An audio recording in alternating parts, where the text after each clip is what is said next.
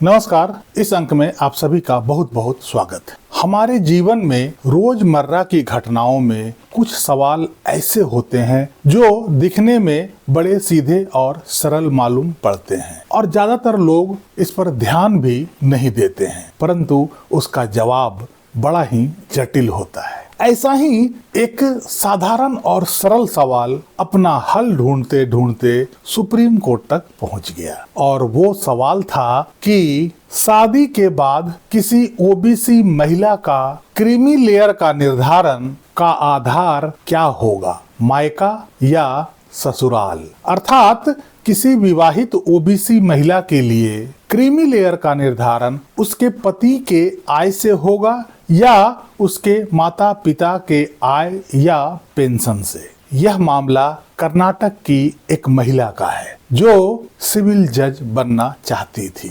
वो एक ओबीसी महिला थी, लेकिन माता पिता के आय के आधार पर वो क्रीमी लेयर के अंतर्गत आती थी। चूंकि उनकी माता न्यायिक सेवा अर्थात जिला जज से रिटायर हुई थी और उनके पिता वन अधिकारी से रिटायर हुए थे। इस आधार पर उनके मायके के आय को यदि कैलकुलेट किया जाए तो वो महिला ओबीसी कैटेगरी में क्रीमी लेयर के अंतर्गत आती है और वो आरक्षण के लिए अनफिट होती है। वहीं उनके पति के आय के आधार पर यदि कैलकुलेट किया जाता है तो वो महिला आरक्षण के अंतर्गत आती है। अर्थात पति के आय के आधार पर वो क्रीमी लेयर के अंतर्गत नहीं आती है, इसलिए उसे आरक्षण का लाभ मिल सकता है। चूंकि महिला की शादी अप्रैल 2018 में हो गई थी और वो अपने पति के साथ ही रह रही थी। ऐसे में अब सवाल यह उठता है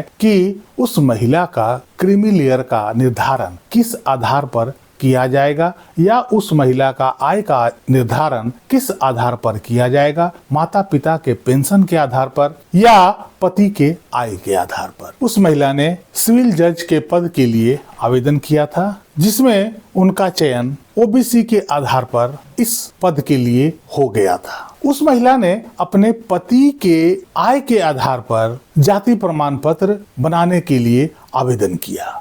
चूंकि पति के आय के आधार पर वो क्रीमी लेयर के अंतर्गत नहीं आती थी, जिला जाति और आय सत्यापन समिति ने महिला के उस आवेदन को यह कहते हुए ठुकरा दिया कि वो अपने माता पिता के आय के कारण क्रीमी लेयर के दायरे में आती है, जिसके कारण वो आरक्षण के लिए अयोग्य हो जाती है। चूंकि उनकी मां कर्नाटक न्यायिक सेवा के जिला जज के पद से रिटायर हुई थी और पिताजी वन विभाग के अधिकारी पद से रिटायर हुए थे और वे पेंशन धारक थे। जब जिला जाति और आय सत्यापन समिति ने उनके आवेदन को ठुकराया तो इसके खिलाफ उस महिला ने कर्नाटक हाई कोर्ट में अर्जी लगाई। कर्नाटक हाई कोर्ट में अपने याचिका की सुनवाई के दौरान उस महिला ने तर्क दिया कि चूंकि वो एक शादीशुदा महिला है, इसलिए उसकी पात्रता उसके पति के आय के आधार पर तय होनी चाहिए, न कि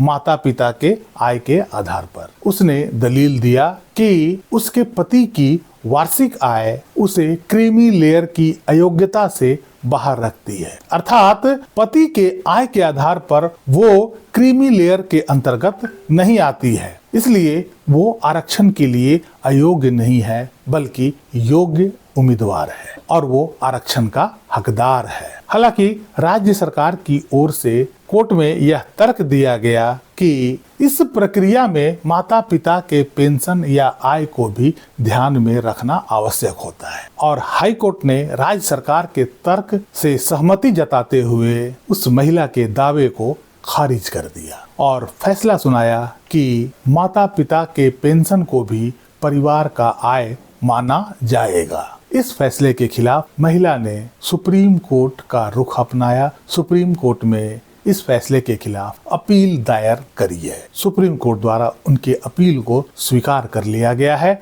और राज्य सरकार को नोटिस भेजा गया है। अब देखते हैं कि आने वाला समय में सुप्रीम कोर्ट इस पर क्या फैसला सुनाती है। एक छोटा सा सवाल जो दिखने में बड़ा ही सीधा और सरल लगता था, लेकिन अपना उत्तर ढूंढते ढूंढते वो सुप्रीम कोर्ट तक पहुंच गया और सुप्रीम कोर्ट अब इसका जवाब आने वाला समय में ढूंढेगा। सुप्रीम कोर्ट में इस याचिकाकर्ता की ओर से 2 सवाल मुख्य रूप से उठाए गए हैं। पहला ये कि क्या एक विवाहित महिला उम्मीदवार की क्रीमी लेयर का निर्धारण करने के लिए पति की आय पर विचार किया जाना चाहिए या माता पिता की आय पर। दूसरा प्रश्न सुप्रीम कोर्ट के सामने यह है कि यदि माता पिता के आय के आधार पर विचार किया जाना है तो क्या माता पिता के पेंशन को भी आय के रूप में गिना जाना चाहिए या नहीं। देखते हैं अब इसमें कर्नाटक सरकार की ओर से क्या जवाब आता है और सुप्रीम कोर्ट इस पर अपना क्या निर्णय देती है। हालांकि यह मामला अभी सुप्रीम कोर्ट में लंबित है, लेकिन प्रश्न उठता है कि यदि एक जज, आईएएस ऑफिसर, क्लास 1 ऑफिसर, मंत्री, विधायक, एमपी के बच्चों को भी रिजर्वेशन चाहिए तो गरीब लोगों के बच्चों का क्या होगा? क्या यह गरीब माता पिता के बच्चों का हक छीनने जैसा नहीं है? प्रश्न मायका या ससुराल के आय का नहीं है। प्रश्न है कि जिस बच्चे का माता पिता क्लास 1 के ऑफिसर हैं, उसका परवरिश अच्छे तरीके से हुआ है, अच्छे स्कूल में शिक्षा दीक्षा हुई है, आर्थिक रूप से बचपन से वो साधन संपन्न रही है, ऐसे में क्या उन्हें आरक्षण का लाभ मिलना चाहिए? यदि ऐसे बच्चों को भी आरक्षण का लाभ मिलता है तो आरक्षण का उद्देश्य कभी पूरा नहीं होगा और समाज में आरक्षण एक मजाक बनकर रह जाएगा। इस संबंध में आपकी क्या राय है? अवश्य बताइएगा। वीडियो को लाइक कीजिएगा, चैनल को सब्सक्राइब कीजिएगा। मिलते हैं अगले अंक में, तब तक के लिए जय हिंद, वंदे मातरम।